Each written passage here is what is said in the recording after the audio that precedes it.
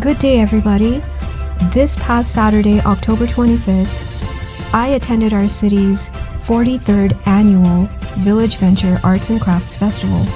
I had a great time exploring and even got a chance to interview a handful of the many dedicated, talented, vibrant artists that came together to offer us a magical day. Here's a glimpse of what I saw and who I met with. Enjoy. Excellent. Great.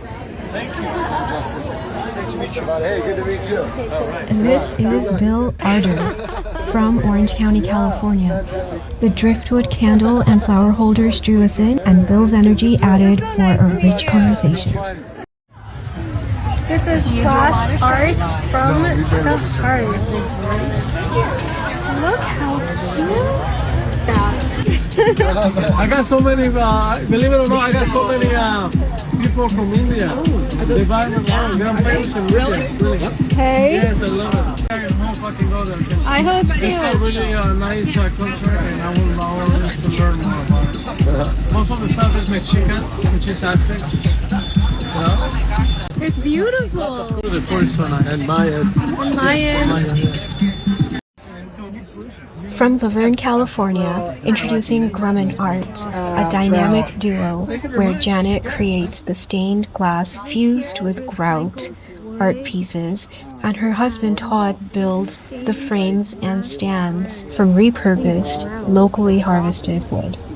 This piece is called Little Earth.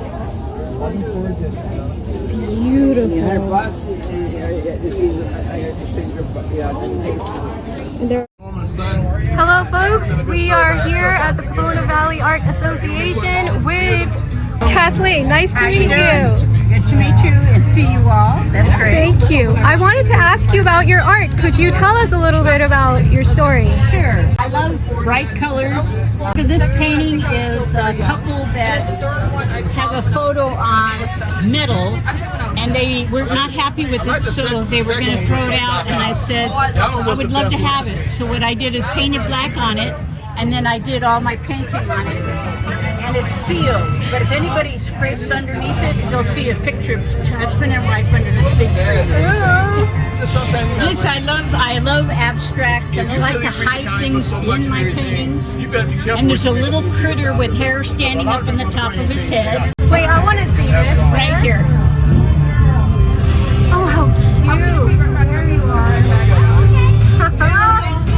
And then I also like a lot of abstract and bright colors. And then my little one here is some flowers that I like to do. And then my earrings, I make them from just doodles that I have. And then I cut them out and I glaze them with a resin glaze that hardens in the sunlight. So I do that, and then for Halloween I made candy corn. Yes, and then Santa Claus, I couldn't make him, it was too complicated, but I made the snowman. Out of clay. And I'm president of the Art Association. When we were in the mall, I was president for 5 years, and then we moved here 1 year, and then I took a break, and now I'm president again. Nice to meet an important influencer. It's wonderful to meet you. Hello everybody, I'm at the booth for Art by Claudia, San Diego, California. And this is Claudia. Hi! So nice to meet you. Nice to meet you, Shivani. I wanted to ask you, what got you started in this business? What was your inspiration? My inspiration was the ocean. I live in Ocean Beach, California, San Diego, and who doesn't get like peaceful when they sit at the ocean? So that was my first inspiration. And then I kind of saw the medium epoxy resin and how the waves reflect using the medium in different arts. So that's what inspired me. How long have you been doing this, Claudia? I've been doing this for 5 years now. I'm curious, what has been the most challenging aspect of the business this year? Selecting the right venue. Since this is ocean art, I kind of have to find something that relates to the ocean art, spaces, locations that relate to it. So that has been challenging, and always trying to find where can I expand. Of course, you know, I want to sell my art, I want to show my art, and the more I can spread it, that makes me happy, and that's why I create it. Well, we're very lucky to have you here in Claremont. My last question to you is, what has worked really well this year? Creating different stuff, not just being stuck on charcuterie boards, but also making my own animals, my own designs. I feel like the change has worked really well. Wonderful. Thank you so much. You're welcome. Lovely to meet you. You too. Bye.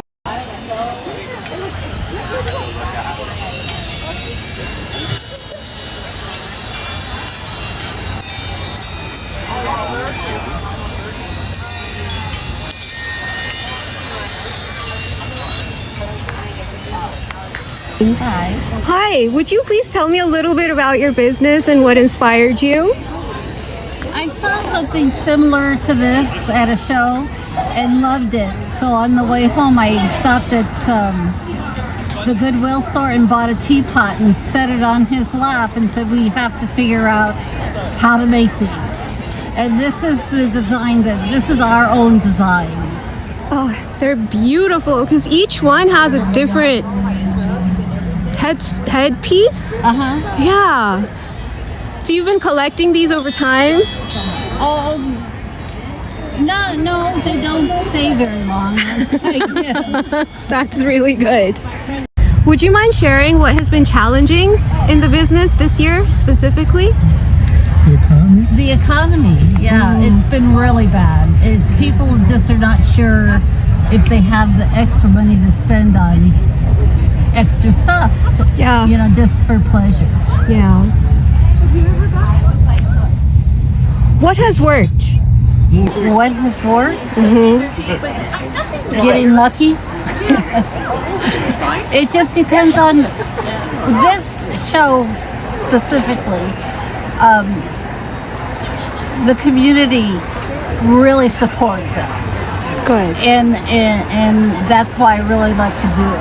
But if people are feeling like they can afford to spend for extra. Yeah.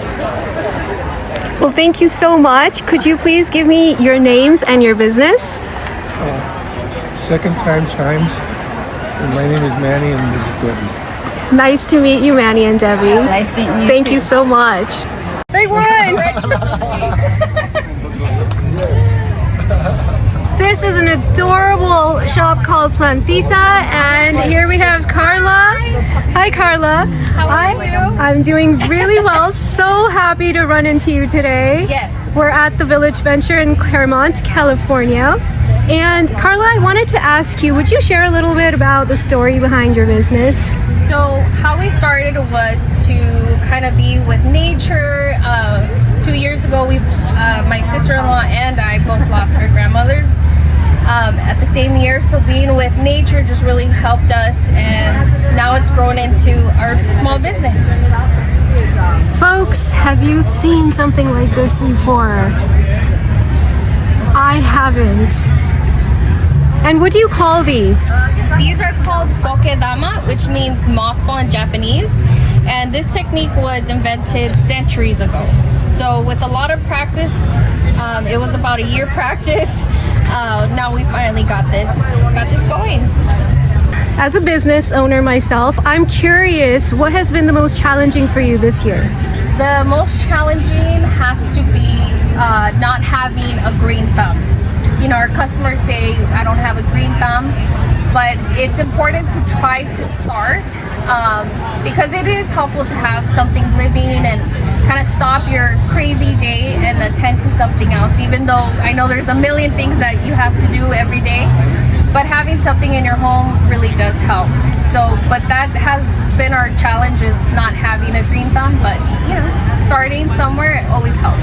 So it's the mindset. Exactly, exactly. Would you share with me, for someone that may not have a green thumb, what would the care of this involve? So in a bowl of water, let the water hit about at least halfway, let it soak in there for 10 minutes every 10 days during our winter, and then during the summer you do that once a week. So it's you're kind of on a schedule here, and if you forget a day, then you're fine. Folks, this could be really easy to take care of, even if it's just one living being in your home. What a great addition. And Carla, I have one more question for you. Since the green thumb seems to have been a challenging mindset to overcome for the business, what has worked well for you? Being in a plant community and trying to create that sense of community, especially, you know, just with the plant itself, has really helped to build that confidence that you can help something that's also living and, you know, purify the air. So it's very essential to, like I said, you know, have this in your home and take a step back, take care of something else that's nature, that's living, and have that be a rewarding moment for you, a very personal moment. You heard it here, folks. And is there anything special you'd like to highlight that is one of your favorite plant Our favorite, pieces? well, my favorite, I would say, is Lantharium, because it is just, it's very hardy. So even if a leaf dies, you cut it and it'll regrow. So it's just kind of in life. You know, you might fail in something, but it'll just keep growing. And as long as you keep watering it, it'll regrow. Life-giving life. Yes, exactly. Thank you so much. Thank you. Fist bump. Yes. All right. This is Sonia Sleeger and her beautiful art. Hi, Sonia. Hi, how are you? I'm doing well. I'm so excited that you are here with us today. Thanks for taking the time to come by. I appreciate it. Yes. I would love to know what inspired you to be an artist. To do this. Yes. Many mediums, let me tell you. So I work in acrylic. I can work in soft pastels. I do a little bit of watercolor, which is here. There is a lot of different styles, landscape, abstract. So basically I started out of caregiving. I was a caregiver for 11 years for my last living aunt who had Alzheimer's and dementia. My sister and I took that upon us. She had never been married and had no children. And it was a labor of love. It was extremely hard and stressful. And my heart goes out to those caregivers who take care of these patients that suffer from dementia and Alzheimer's, because it takes a lot out of you. And I was at a point where I'm married, I have my children, and I needed that escape because I kind of felt like, things were happening up here. And so I decided to start painting. And it has been the most rewarding thing that I have ever done. And my aunt is no longer with us, but every time I look at these pieces, I am reminded at how I got here and the inner strength and the love that comes out on each piece is because of her. Would you mind sharing with us what has been the most challenging aspect of running this business this year? I would say, I think what I can see as far as the art business is our economy. I think the economy, it affects everybody, okay? So we don't have, maybe the extra money to go, and support our artists. So I would think that would be probably one of the biggest little downfalls of this year for myself personally. But as the year goes by, I can see that is starting to change, which is an excellent thing, not only for artists but for our economy as well. So I see that things are changing, and I'm very positive for the future. That's great to hear. I am curious because with business, we have to have this persistence and flexibility and adaptability to change with the times.